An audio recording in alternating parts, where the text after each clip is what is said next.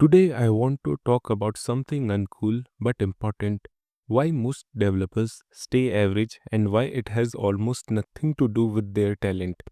Let me say this clearly at the beginning: most developers are not untalented. In fact, many are smart, capable, and hardworking.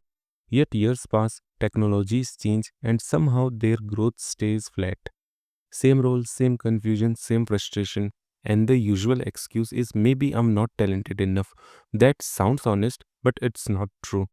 The real reason most developers stay average is not lack of talent, it's lack of deliberate thinking. Most people are busy, not intentional. They write code, watch tutorials, switch stacks, follow trends, and stay occupied. But they rarely stop and ask a dangerous thing: why am I doing this?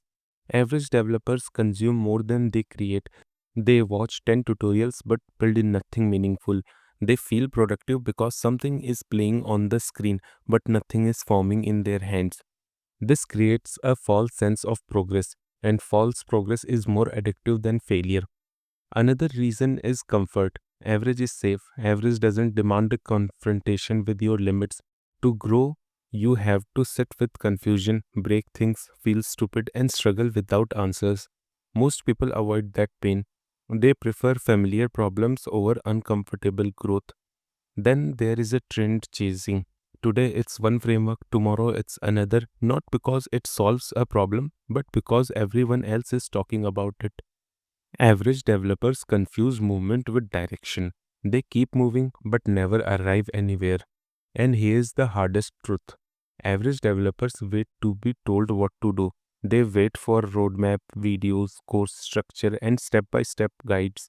But real growths begin when no one is guiding you, when you decide what to build, what to learn, and what to ignore. Good developers think in systems. Average developers think in snippets.